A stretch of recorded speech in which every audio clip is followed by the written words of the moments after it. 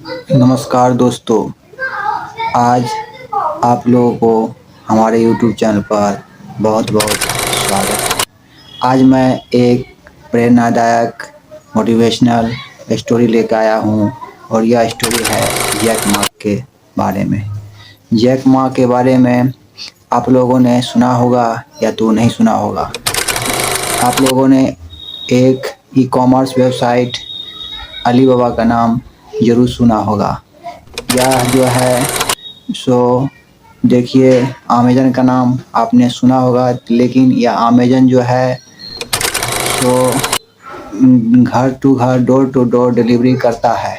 लेकिन यह जो अलीबाबा जो कंपनी है वह बल्क में पूरे विश्व में उसका डिलीवरी होता है। ई-कॉमर्स वेबसाइट है। अलीबाबा में जो होलसेलर सब वहाँ से सामान लाता है, पूरे बल्क में सामान मिलता है। 10 से ज़्यादा ही मात्रा में, 10 से ज़्यादा ही पीसेज में शायद सामान मिलता है इसका। उसी अलीबाबा कंपनी आज पूरे वर्ल्ड का कंपनी है। जिस टाइप से अमेज़न है उसी के रैंक का है। इसके ही संस्थापक हैं जैक मा। जैक मा ने अकेले ही इस कंपनी का अर्थात अलीबाबा का स्थापना नहीं किया था। उन्होंने अपने 20 दोस्तों के साथ मिलकर के किया था। तो यही स्टोरी आज चलिए दिलचस्प होने वाला है। चलिए शुरू करते हैं। जैक मा का जन्म 10 सितंबर 1964 को हांगजो, चीन में हुआ था। वह बचपन में पढ़ाई में बहुत कमज़ोर थे, इसीलिए उनको कई बार परीक्षाओं में असफल होना पड़ा। जैक मा खास करके गणित में बहुत कमज़ोर थे। जैक मा के बचपन का नाम मा यून था। उन्होंने 2 बार अपने कॉलेज में प्रवेश परीक्षाओं में फेल किया। उन्होंने हार्वर्ड यूनिवर्सिटी में 10 बार रिजेक्ट हुआ। उन्होंने कई एक जगह अपने नौकरी के लिए आवेदन दिया, तो पर भी वहाँ हर जगह उसको मना कर दिया गया। जैक मा ने KFC में 24 लोगों में से था जो चयन होना था, उसमें जैक मा को छोड़ करके बाकी 23 लोगों का सिलेक्शन कर लिया। अर्थात KFC में 24 लोगों का सिलेक्शन होने में था, 23 लोग हो गया। जैक मा ही एक ऐसा आदमी था जिनका वहाँ से रिजेक्शन मिला था। सिर्फ एक आदमी अकेला इन्हीं को मिला था। तो दोस्तों, KFC होता क्या है, चलिए उसके बारे में भी जानकारी हम लोग ले लेते हैं। जैसे हम लोगों को इंडिया में हल्दीराम का नाम सुना होगा। इन्होंने भुजिया का फ्राई करके बेचते हैं या इससे रिलेटेड प्रोडक्ट को बेचते हैं, ठीक है। उसी प्रकार से KFC जो है अमेरिका का एक ब्रांडेड चिकन फ्राइड कंपनी है। उसमें चिकन फ्राई का काम अर्थात हलवाई का काम मोटा मोटी समझ लिए, उस काम के लिए भी इन्होंने आवेदन दिया था। इस काम को करने के लिए भी इन्होंने तैयार था, तो पर भी इनको उस काम से भी रिजेक्शन मिल गया था। दोस्तों, जानकारी होना चाहिए जैक मा एक चाइनीज व्यक्ति था। तो चाइनीज व्यक्ति के लिए अंग्रेजी सीखना डिफ़िकल्ट होता है।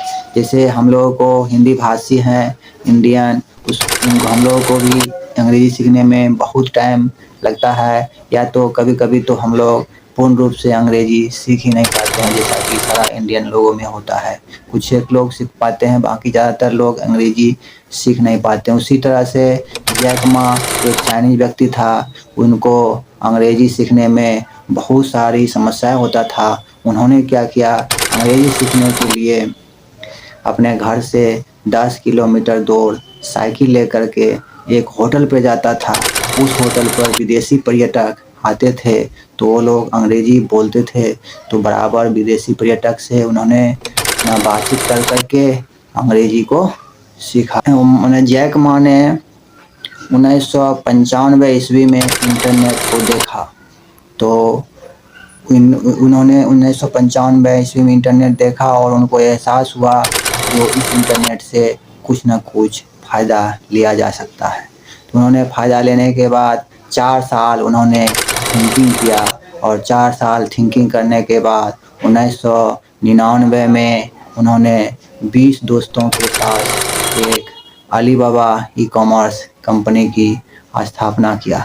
चूँकि जैक मा हमेशा कमज़ोर विद्यार्थी थे स्कूल के समय में, इसीलिए शुरुआत में किसी भी लोगों को उनके कंपनी पर थोड़ा-सा भी भरोसा नहीं हुआ। इसलिए नहीं हुआ कि वो सोच रहे थे लोग, अरे ये कमज़ोर विद्यार्थी क्या करेगा, इससे कुछ होने को है नहीं।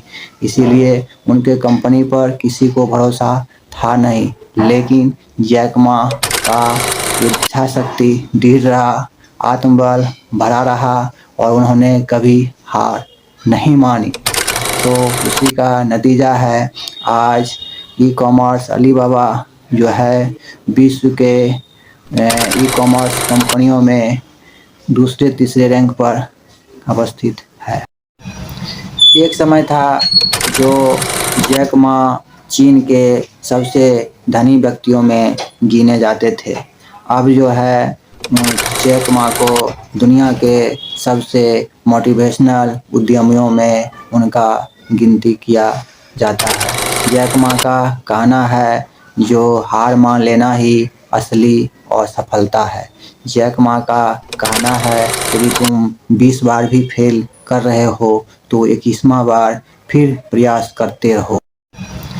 एक समय था जो जैक मा चीन के सबसे धनी व्यक्तियों में गिने जाते थे। अब जो है जैक मा को दुनिया के सबसे मोटिवेशनल उद्यमियों में उनका गिनती किया जाता है। जैक मा का कहना है जो हार मान लेना ही असली और सफलता है। जैक मा का कहना है यदि तुम 20 बार भी फेल कर रहे हो तो 21वां बार फिर प्रयास करते रहो। जैक मा का कहना है डिग्री मायने नहीं रखता है, कभी भी सोच मायने रखता है। जैक मा का यह भी कहना है असफलता का कभी अंत नहीं होता है, अर्थात असफलता अंतहीन है और अंत में सफलता तो मिलेगा ही।